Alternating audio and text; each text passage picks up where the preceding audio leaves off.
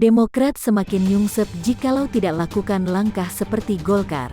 Penulis, Mukhlas Prima Wardani. Sebuah partai politik adalah organisasi politik yang menjalani ideologi tertentu atau dibentuk dengan tujuan umum. Definisi lainnya adalah kelompok yang terorganisir yang anggota-anggotanya mempunyai orientasi, nilai-nilai, dan cita-cita yang sama. Bisa juga didefinisikan perkumpulan, segolongan orang-orang yang seasas, sehaluan, setujuan di bidang politik. Baik yang berdasarkan partai kader atau struktur kepartaian yang dimonopoli oleh sekelompok anggota partai yang terkemuka. Atau bisa juga berdasarkan partai massa, yaitu partai politik yang mengutamakan kekuatan berdasarkan keunggulan jumlah anggotanya. Tujuan kelompok ini ialah untuk memperoleh kekuasaan politik dan merebut kedudukan politik, biasanya dengan cara konstitusional, untuk melaksanakan kebijakan-kebijakan mereka. Di negara Indonesia, partai politik sendiri mengalami sejarah yang cukup panjang. Sistem partai sendiri sudah ada sejak era Presiden Soekarno guna melaksanakan pemilu untuk pertama kalinya pada tahun 1955. Di era Presiden Soeharto pun melaksanakan pemilihan umum dengan adanya 9 partai besar yang dimampatkan hanya menjadi 3 dengan satu sayap Golkar saat itu. Pemilu pun dilaksanakan Orde Baru untuk pertama kalinya pada tahun 1971.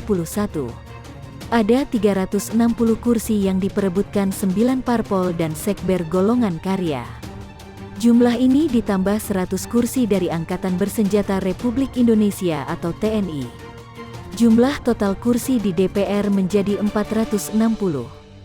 Golkar tak masuk ke dalam 9 parpol itu. Dia merupakan gabungan dari sekitar 200 organisasi penyokong Orde Baru yang kemudian menjadi satu bendera golongan karya. Golkar tercatat sebagai pemenang dengan 227 kursi di DPR. NU mendapat 58 kursi, Parmusi 24 kursi. Lalu PNI mendapat 20 kursi. Sisanya direbut Parkindo, Murba dan Partai Katolik. Pada 1999 atau era awal reformasi peta kemenangan parpol berubah. PDI Perjuangan yang dikomandoi langsung oleh sang putri proklamator yang merupakan antitesa dari Orde Baru berhasil memenangkan pemilu dengan perolehan suara 35.689.073. Disusul Partai Golkar, kemudian tempat ketiga ada Partai Kebangkitan Bangsa. Pada pemilu tahun 2004 peta berubah di mana Partai Golkar menjadi pemenang, kemudian disusul PDI Perjuangan dan Partai Kebangkitan Bangsa. Pada tahun 2009 adalah tahun keemasan bagi SBY dan Demokrat, di mana Demokrat berhasil meraih suara tertinggi, disusul Golkar dan PDIP. Pada tahun 2014 dan 2019 kita semuanya sama-sama tahu siapa yang jadi pemenang dan siapa yang jadi partai penguasa. Dari data di atas kita bisa menyimpulkan dua hal. Yang pertama, partai adalah sebuah lembaga pendukung negara. Partai adalah organisasi yang menciptakan kader-kader potensial untuk mengisi pos-pos jabatan politik di sebuah negara. Termasuk negara kita tercinta Indonesia. Yang kedua, perjalanan terbentuknya partai di Indonesia mengalami naik turun dari zaman Orde Lama, Orde Baru hingga zaman Reformasi. Ada partai yang tetap konsisten dari zaman ke zaman mengiringi langkah bangsa Indonesia, namun ada pula partai yang muncul kemudian tenggelam begitu saja karena tergerus kerasnya tuntutan kompetisi antar partai di sebuah negara. Jika menilik data yang ada di atas, maka Golkar adalah salah satu partai yang kokoh, bahkan hingga pemilu 2019 Golkar masih dianggap partai yang kokoh. Jika bertanya tentang kokohnya Golkar di era Orde Baru, maka tidak ada jawaban lain selain kuatnya sistem kontrol dan pengetatan yang dilakukan oleh Presiden Soeharto. Golkar diotak-atik sedemikian rupa untuk menjadi penopang utama pemerintahan Orde Baru. Namun kokohnya Partai Golkar sejak era reformasi menjadi PR tersendiri bagi kita. Karena kita tahu Golkar identik dengan Soeharto, sedangkan sejak jatuhnya Soeharto tahun 1999 Golkar menjadi satu-satunya jejak Soeharto yang menjadi antitesa dari reformasi. Sejak reformasi, Seluruh bangsa Indonesia dari kalangan teri hingga kakap sebagian besar memiliki cara pandang bahwa Soeharto adalah antagonis, maka secara langsung seharusnya Golkar juga antagonis. Lalu mengapa pemilu 1999 sampai 2019 sekalipun Golkar tidak pernah keluar dari 3 besar? Kira-kira apa faktor penyebabnya? Menurut saya pribadi, kekuatan Partai Golkar terletak di kaderisasi para kadernya.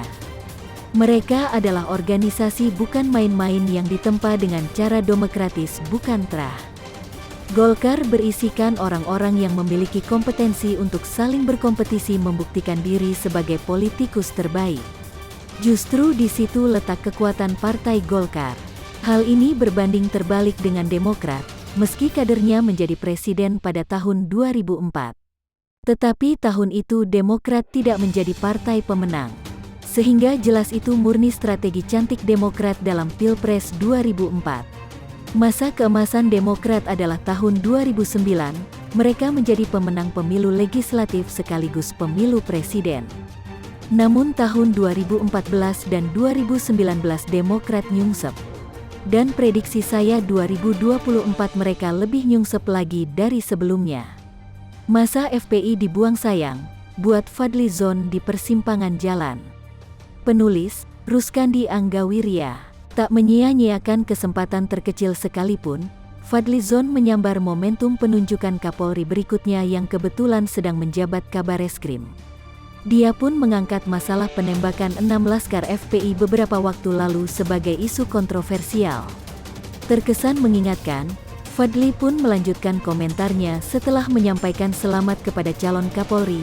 PR penting adalah penegakan hukum tindak lanjut hasil Komnas HAM THD 6 anggota FPI yang wafat akibat pelanggaran HAM. Mungkin bisa kita anggap peringatan Fadlizon ini sebagai permintaan agar Listio Sigit Prabowo bersikap objektif pada temuan Komnas HAM. Namun setidaknya publik pun bisa mengkritisi komentar sang legislator. Dalam hal tindakan tegas dan terukur yang dilakukan petugas lapangan, tentu memiliki alasan kuat kenapa hal itu mereka lakukan dengan segala konsekuensinya. Kita ingat bahwa tugas mereka pada saat itu bukan untuk menangkap, melainkan dalam rangka pengintaian. Adapun insiden penembakan, terjadi semata-mata dalam rangka membela diri. Ada catatan penting bagi para pengkritik seperti Fadlizon, siapakah di antara kedua pihak yang berniat melakukan serangan? Jawabannya pasti kita yakin, para anggota Laskarlah yang lebih terkesan ingin melakukan penyerangan. Komnas HAM pun menyatakan, seharusnya pengawal Rizik bisa menghindari petugas, jika mereka menginginkannya. Namun yang terjadi justru mereka menantangnya dengan cara menunggu di sekitar KM 50 Jalan Tol Japek dan bahkan memepet mobil petugas, sehingga kasus itu pun terjadi. Mahfud MD pun memastikan bahwa penyerangan kepada petugas itu terindikasi dikomandoi oleh satu individu, dan seperti dijanjikannya, akan dibuktikan di meja pengadilan. Lalu apakah Fadlizon tidak secara cermat menganalisis semua rentetan kejadian tadi? Kita yakin, sebenarnya Fadli cukup paham, bahwa kronologisnya kurang menguntungkan bagi anggota Laskar dan FPI, namun karena ada celah baginya guna mengambil keuntungan dari kasus ini, maka diangkatlah peringatan itu kepada calon Kapolri baru. Keuntungan dimaksud barangkali tidak banyak yang melihat, karena hanya mata politik seperti yang dimiliki FZ saja yang mampu memanfaatkannya. Setidaknya dia punya hutang kepada para pengikut RS dan FPI, sekaligus sebagai tabungan suara seandainya ada kesempatan dia maju dalam kontestasi politik. Singkatnya, FZ terus-menerus mengangkat isu-isu kontroversial adalah dalam rangka memelihara namanya tetap berada di permukaan, dan lebih penting lagi, di mata pengikut FPI dia ingin terlihat sebagai pembela sejati. Jangan lupa, sebagai legislator dia punya kekuatan tersendiri untuk terus mengangkat isu FPI sebagai salah satu kekuatan, seandainya dia ingin memanfaatkan suara mereka. Namun jangan lupakan pula, jika Fadli terus-menerus mengangkatnya sebagai cara memelihara namanya berada di permukaan, ada pula resiko yang peluang terjadinya sama besar. Jika popularitas RS dan FPI terus merosot di mata para pengikut mereka, maka nama FZ pun akan sama merosotnya. Tampaknya FZ memilih isu ini dengan segala konsekuensinya, Artinya dia harus bersiap-siap tenggelam, sebagaimana dia pun siap bertahan di Gedung Senayan di masa pengabdian berikutnya. Publik juga perlu memisahkan kepentingan FZ dibanding Gerindra. Kenapa? Tampaknya di samping ada persamaan visi dirinya dengan partai tempatnya bernaung, juga ada perbedaan cukup tajam tentang sikapnya terkait kasus RS dan FPI. Kita tahu Gerindra menyatakan mendukung langkah pemerintah dalam pelarangan FPI, sementara individu seperti FZ merasa ada peluang yang dibuang sayang jika dirinya ikut-ikutan mendukung pemerintah. Barangkali FZ merasa yakin bahwa konstituennya pada pileg yang lalu, mayoritas adalah mereka yang erat hubungannya dengan ormas semacam FPI atau HTI. Kita tahu FPI dan HTI adalah kumpulan suara mengambang yang tak terikat dengan salah satu partai politik. Dan fakta ini menyadarkan FZ, dengan massa yang dinilainya besar, suara mereka pun bisa dikapitalisasi bagi keuntungan politik dirinya. Tidak terlalu mengherankan jika FZ dengan segala kontroversinya, terus-terusan menyinyiri pemerintah, meskipun di alam bawah sadarnya dia pasti punya sisi lain terhadap banyak kebijakan presiden. Namun karena merasa ada massa yang dibuang sayang tadi, FZ harus menampilkan dirinya sebagai representasi ormas yang disebutnya terzolimi. Hanya sebatas itu barangkali yang membuat FZ tetap bertahan menyuarakan haknya sebagai legislator. Takjub dengan massa yang menjemput Habib Rizik, Fadlizon, belum pernah terjadi sebelumnya.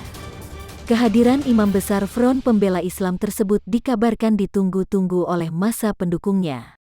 Habib Rizik Syihab keluar dari Terminal 3 Bandara Soekarno-Hatta, langsung menyapa massa pendukungnya yang telah menunggu sedari subuh.